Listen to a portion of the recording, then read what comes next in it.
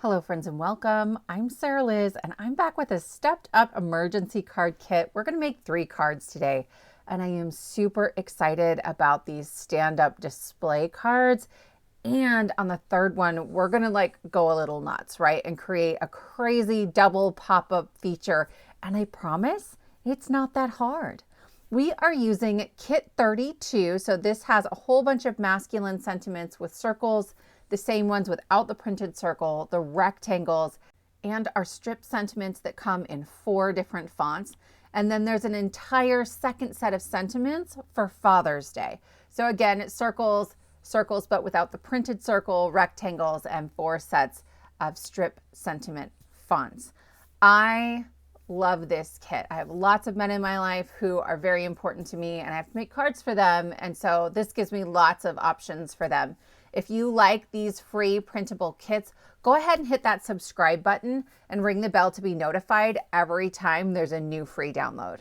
To get started, I have a piece of cardstock that's 8.5 inches by 5.5 inches. It is a standard card base, and we're going to score it at 1 5/8 of an inch, 2 1/8 of an inch, 3 3/4 of an inch, and then one more time at 4 1/4 inches. There is a new page in the printable, so if you want that free download, it will be the last page on there and it's going to give you all the instructions, the sizes, the scoring. I'm going to fold all of these as mountain folds. We're making a box and it's just going to wrap around on itself. You could glue it down like this, but I like to take it to my trimmer and cut off just a tiny little sliver. This helps that box to sit a little bit better. It tucks in and folds flat a little more easily. So you're going to be adding glue to the part of the box that wraps around, this piece right here. So I have folded on the second score line and I put glue only in that section. Then I will fold on the second score line again. It butts right up against that middle score line at 4 1/4 and I will fold the card flat. I like gluing it this way to make sure it will lay flat in my envelope. There are measurements for all of these strips of paper in the printable, and so I'm starting with this one that's 2.5 by 5.5. I will say this one only leaves you a border on the right hand side. It butts all the way up against the box. If you want a border on both sides of that piece, then cut it a little differently. Cut it at 2 3/8 by 5.5. I have 2 pieces that are 3/8 of an inch by 5.5 inches, and those are going to go on either side of the box. You could totally skip those, right? But I am making this card for my mom, who for years, her birthday cake was watermelon. That was what she wanted. And so I give her watermelon cards at least once a year, and I've had this paper sitting in my stash. Honestly, I don't think it's available right now. It's from Not Too Shabby, but I'll leave a link. I think there's like a notify me option if you're interested in it. I'm a little obsessed. I wish I had gotten to it sooner. These pieces are from the original sketch. I have 1 1/4 by 5.5, 1 by 5.5, and then our standard mats. So that's 2.5 by 1.5. I have a circle that is 2 1/4 inches, and then that one is 2 inches. I'm going to stack up the sentiment pieces just like we have been. I'm using a circle sentiment on here, so I will sandwich the rectangle right in the middle. And I'll be honest, you guys, I changed my mind on so many things on this card. I spent hours just looking at it and putting different shades of cardstock and different pieces of paper on there. And I honestly, there's something about it when it's finished that still isn't quite what I want. So if you have ideas, let me know. Just like in the original sketch, I'm adding that 1 inch strip right down the center of the 1 1/4 inch piece. To attach these, you're going to push the box towards the middle of the card so that it is laying flat. Then when you lay the strip on there, you want it to line up 1 inch from that right hand side. Okay, it will overlap the box by 1/8 of an inch. It's not very much. So use a good glue. I'm using Nuvo Deluxe adhesive here. My Barely Art would work, but this one has a faster grab and I found that was kind of nice here. I am also going to take my finger right along that glue. I'm not trying to remove it. I'm just trying to make sure it's not going to squish out and end up on the pink part of my watermelon and then everything is glued shut. So I'm going to take my time and hold it down and make sure it's secure. When it's folded flat like this, it matches the original sketch, but when you pop it open, that piece is perfectly centered. I don't know what math happened while I was sleeping, but when I sat down to figure this out, and I'd been thinking about it in the middle of the night, it just worked so beautifully and I couldn't believe it. In the end, I decided I didn't like that embossed strip. I had used the Puff Dotty embossing folder. It was a favorite and I didn't love it. So I peeled that off with my craft knife and just replaced it with some pattern paper from that same paper pack. And then I ink blended a green circle that's 2 inches just so it would sort of match the two-tone shade of the green part of the watermelon. And I added that on there. I am mostly happy with this. I think it's the pink rectangle that I'm not thrilled about. So if you have ideas, again, please let me know. Just put them in the comments. So this is that paper pad, and on the back, I really wanted to add these heart watermelons. So this is 4 inches by 5.5 inches. This card really doesn't leave you a place to write your message on the front, and I am totally okay with that. I'm going to put mine on the back to give me some space, but also make sure I can see those watermelons. This is a circle I cut from the Cat Scrappiness double stitched circles. I love these. It leaves stitching on the circle, but then also there's stitching around the negative. And I can't believe it, but they're on clearance. She's clearancing out like all of the double stitched dies, a ton of stuff. I will link to her sales section, but also just all these double stitched dies because they're such a great staple piece. I'm going to use the Mother's Day sentiments. This one says, kick-ass mom. And I'm going to add that onto my circle with some removable adhesive like you do, in case I change my mind about my sentiment. But that finishes up card number 1. It stands beautifully on display. I think the watermelons are super fun. It folds flat in an envelope, right? I love this thing. This shows you all of the ways to layer the pattern paper on there, but I'm going to show you another option. And I think this one's even easier. This one is 5.5 by 4 3/4. And I am going to score this at 1/2 inch. Okay. So I'm essentially making the back of my card. This is really, really important. I'm going to take this to my trimmer and I'm going to cut off a sliver from that 1/2 inch flap. If you don't do that, you're going to run into problems. It's also worth noting that this is 65-pound cardstock, just to kind of show you things. The pattern paper was 65, so I was like, let's do it all the same. I'm adding glue onto my flap, and then this piece of pattern paper is A2, 4 1/4 by 5.5. So I'm essentially making a card base where I have pattern paper as the front of the card. Then I have another piece of pattern paper that's 4 1/4 by 5.5, and I'm going to put that on the inside of the card. You could wait until you make the box and then cut a piece that's 2 5/8 by 5.5. But again, this is 65-pound cardstock and I wanted the strength that will add to the card. Then I'm going to take this over to my scoreboard. I want to score on this blue pattern paper, right? I'm using the exact same measurements as I have on the printable. 1 5/8, 2 1/8, 3 3/4. And then we already have the score line at 4 1/4. All right, so now when I go to fold, that score line that's right up against that little flap, okay, the score line is outside of that green piece of cardstock. If you didn't trim that piece of cardstock, you're going to be trying to fold 2 layers of cardstock, and that doesn't work very well. Just like before, I'm going to take this to my trimmer and I'm going to remove a sliver of that front piece, right, the blue piece. I'm adding glue onto the 1 5/8 inch flap, just that one section that's all the way on the outside. I'll fold it the second score line so it tucks right up against the center of the card, and then I will fold the back of the card onto that blue pattern paper. Okay, this is the best way to make sure that it will fit in your envelope, that it will fold flat and it pops up just like the one before.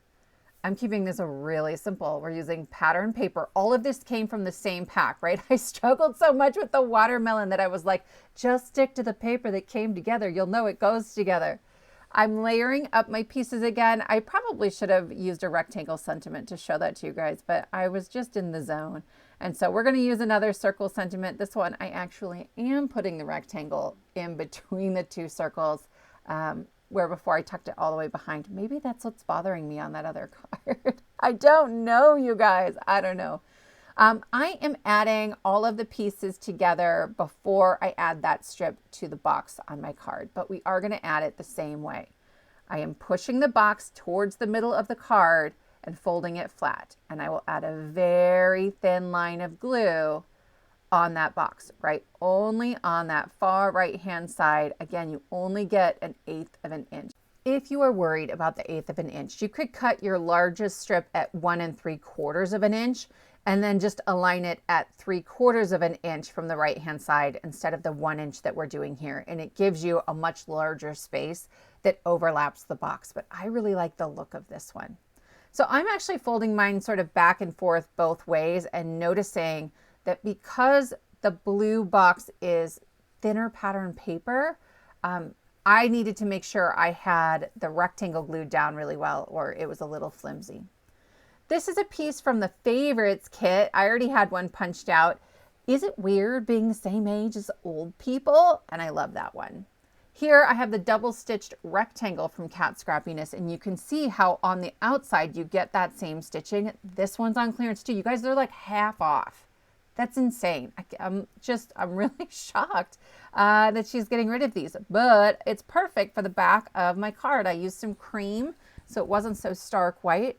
And now we have a quick and easy display card. Honestly, you could make these in bulk pretty quickly, right? So if you do craft fairs or something like that, or you donate your cards, I just think that's a lot of fun. For our third card, look at this thing. You guys, it's gonna stand up. We have these shelves that are floating off of it. We have a second pop-up mechanism on the sentiment, and look at the size of that sentiment. I'm going to show you how you can do that at home. So we're going to start the same as before, 8.5 by 5.5 inch piece of cardstock, and we're scoring at 1 5/8, 2 1/8, 3 3/4, and 4 1/2. All right, this is just 80-pound cardstock. It's nothing special. I think 80-pound works great for this card. 65, a little bit rough. I am cutting off the same sliver from that flap where we've scored it, the 1 5/8 inch flap, and then I will fold all of my score lines as mountain folds to create my box. It wraps around and it sits really nicely. I'm going to do something a little bit different here. The measurement in those 3 middle sections together is 2 5/8 by 5.5. And I have some pattern paper that I love, but it's like the weight of printer paper. Okay, we all have some of this. We bought it and then we find that it's hard to use. I am putting the thinnest little layer of glue. So that's going on the 2 tiny flaps, right, that are a 1/2 inch wide, and that center section of the box. This is only going to work if you're using like printer paper, pattern paper. Then I am very carefully folding on those score lines. Again, I am not going to take my bone folder to that because it might crack the pattern paper. I'm adding glue onto this flap where I don't have the pattern paper. It's the same flap as before. I'll fold on the second score line. It butts right up against that center score line, and then I'll fold it flat. And I have my little box that pops up on my card. I have a second piece of pattern paper in the exact same size, that 2 5/8 by 5.5, if you wanted to decorate the other side, but I actually decided not to. This die set is the star of the card. It's called the Pegboard Shelfie, and that pegboard is like 4 by 5 1/4. We have shelves, vases, all kinds of greenery, some letters to cut out, and I have been dying to use this. If you don't have that die set, I am trying to teach a method here, right? So you could create shelves just with strips of cardstock, and you could put all kinds of things on there, or you could float things that weren't on shelves, right? So think about it that way. I just thought this die set was super cute. And I get to show you this.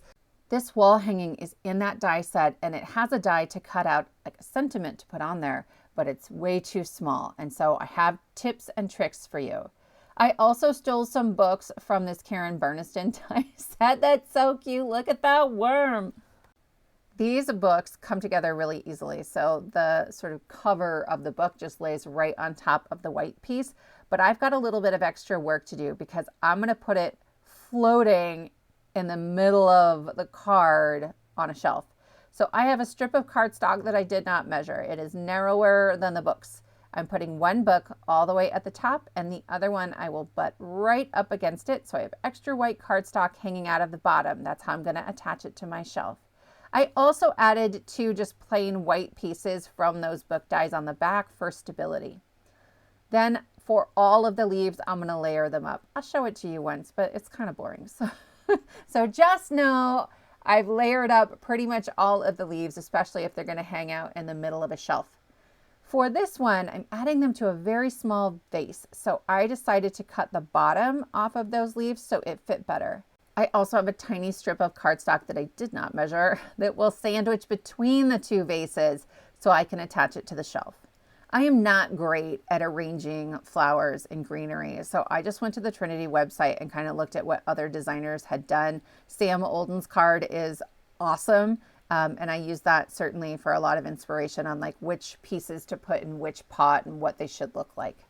So I've added my greenery into my card, but because I doubled those up, it was kind of cattywampus, so I cut the center out of one vase just to even out the layers around the stem. And then I'll put my other pot right on top. So my vases have designs on them, and that's from the die set. It will leave these raised areas just because there's like holes in the dies intended to do that. Well, before I took the paper out of the die, I just took a domed foam blender. This is what I found worked best. The domed foam and like an oxide or a pigment ink. And I just tapped it through those holes. And then you get like the wonky stripes on this pot, and I think it's so much fun. This lamp has a little part where the light pops out of the die, but I wasn't sure if this was going to be on a floating shelf or not. So on the first one, because that little piece I just popped out stayed in, I put a bunch of glue on it and set it aside to dry so that if it was going to be on a floating shelf, that would stay in there and that would work really well. As it is, it's going to end up on the box of the card, but it just gives you another strategy if you want to do something similar. For this pot, I have 2 sets of leaves, like one that kind of hangs down off of it and one that doesn't. So I'm just layering that up. This piece is going to be half on the box and half on a floating shelf, and it gives me a lot of real estate to attach it to the shelf. So I actually didn't need to put one of those pieces hanging out of the bottom of this one. This was pretty easy. I did glue that other pot right behind it just for stability, but I might not even have needed that. These 2 leaves gave me trouble, you guys. They're so thin and top heavy. So I put them on my sticky mat and added just a little bit of glue to the stems, and then I laid my pot right down on top of it. To get my shelves arranged, I'm taking the biggest piece that will go on each shelf and kind of laying everything out on my card, right? I'm figuring out how much space we need. I want to make sure it'll fit in an envelope. And so once I kind of figure out that spacing, then I can use my pencil to mark where all of those shelves were. I'll just remove my shelves one at a time. So I'll fold the box flat, pick up the shelf, add my little pencil line, and then I'll just go right down the box and do the same thing for all of them. So I'm not guessing and then accidentally putting a shelf too low or too high later on. So I have my wall hanging just sitting on the background of the card because when I put this shelf down, I want to make sure it's not going to overlap that too much, right? It would get in the way of the sentiment. And I'm using my fingers as I lay these down, right? I'm making sure that when the card is folded shut, everything's inside the A2, and that I'm only putting glue on the part of the shelf that overlaps the box. Technically, you could have a shelf that overlaps that 1/2-inch piece on the side, but I didn't. You definitely don't want to glue anything to that. That will cause you problems. These shelves are glued together 3 deep. So it's 100-pound cardstock, 3 layers. I maybe could have done 4 just for some extra stability, but I think it stands up well. And I'll be honest, I love this card so much. It's going to sit on my desk at work for a while. And then maybe in 6 months, I'll give it away, but I just love it. I have a couple pieces that are going to hang out on the floating shelf. And so I am just sort of figuring out where I want them and then trimming that bottom strip of cardstock so that it is short enough to hide behind the shelf, right? So here I'm going to do it again. I'm adding the tiniest bit of glue and I'm kind of tapping it off on the back of my hand. If you use a good glue, it's going to hold just fine. I am using my Nuvo Deluxe adhesive again on this one because it has a quicker grab, right? And I'm being careful to make sure I don't get glue on the background of my card. But that's kind of it for the super duper floating elements. Now I'm just gluing on the other pieces that are like regular old parts of my card. They're gonna sit on that box. I'm adding glue. This one vase, I did not double up the leaves because I knew it was gonna overlap some stuff, and I thought it would be easier and maybe look a little more organic if I didn't. This is the other piece that's slightly floating. So half of the pot is going to be on the box, and then a little bit of it does hang out in the middle of nowhere. I tried to add glue strategically behind those leaves, but you guys, I got it everywhere. It was everywhere. So I just had to make sure that I used my fingers, and then I actually stuck some scratch paper back there and folded it flat to try to make sure I got off the excess glue, and then I gave it a little time to dry. I added a little bit of extra foam in some places behind that top vase because I doubled up the leaves, and then that made things a little bit wonky back there.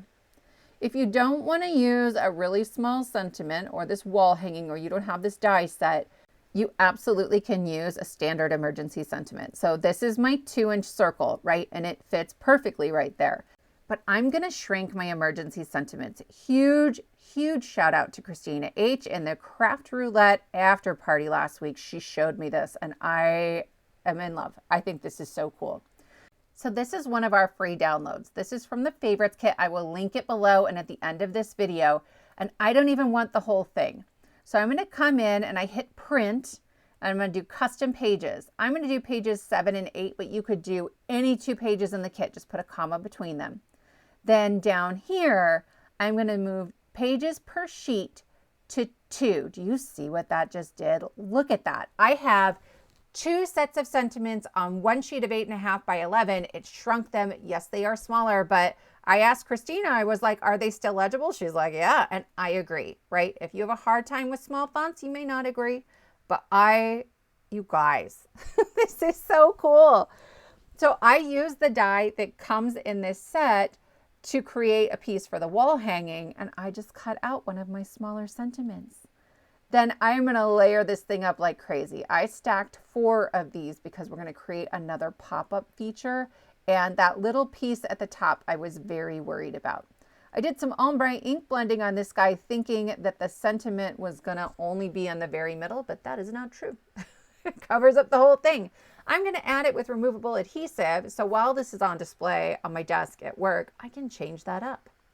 I also decided to add a second layer. This is a 1 3/4 inch circle. So that's what you would normally use to cut out your sentiment. And actually it gives you really great perspective on the change in size. For some extra fun, we're going to create an hourglass pop-up out of some medium weight acetate. You could use scrap packaging. It's a little less than 1 inch wide. I'm going to put this in my scoreboard, and my stylus here is a metal one and it's pretty pokey. And I am going to score at 3/4 of an inch, and then I'm going to flip it and score at 1 inch and flip it and score at 1 1/4 inches. Okay, and I'm going to show you this real quick. That stylus really pushes and bends the cardstock, so that's part of my hourglass. So I have not flipped it, so I'm at 2 inches and then I flip 2 1/4 and then I flip and 2 1/2. I will put these on the printable. I'm not sure quite where they fit yet, but I will make sure there is a spot for them in case you want those measurements. I am folding right along those score lines, and it tells you if it's a mountain or valley because we were flipping along the way. You really kind of have to do that flipping with acetate. When I tuck that 3/4 inch strip from the end in there, I can see my hourglass coming together, and I will just trim the other side of the acetate so it fits, right? There's our hourglass. Use really, really good double-sided adhesive. This is Scor-Tape. You could also use a Lawn Fawn double stick tape. Other than that, I don't have great recommendations for you. There are excellent uses for all double-sided tape, but they are not all created equal. I added that all over my 3/4 inch flap, and then I will lay the other flap right on top of it. So my hourglass is now one piece, okay? Then I'm gonna add more double-sided adhesive on those large sections, right? So I'm gonna remove one and I'm gonna add that right onto my wall hanging, and I'll do it again so I can add it onto my card. That acetate is super springy and I prefer to do it this way. I also think it hides better on the card, right? Here we go, look at that spring. But you can do this out of cardstock. right? It's just kind of bulky, and then you've got more color and texture back there. So I prefer it this way, but by all means use cardstock if that's what you prefer, or if that's just what you have. When I add the wall hanging, I'm being sure to press the box close to make sure that the shelf isn't going to interfere with that pop-up. And it doesn't. And we have this card and it's all finished. It stands up beautifully. Look at how well that spring is hidden because we used acetate. And I just love those floating shelves. Like I cannot get over them. So that finishes our 3 cards for today. It is the same pop-up box, but we did it 3 different ways, right? We created mats and layers on our watermelon card. We created a new card front out of pattern paper for our masculine card. And then with this crazy floating shelf pop-up. If you are interested in the free download, all I ask is that you subscribe to my channel. And if you ring that bell, you'll be notified every time there's a new free kit. I will also link to all of the other videos and kits we've been talking about in this video and any products that I use to make these cards. Thank you so much for joining me, and I will see you next time.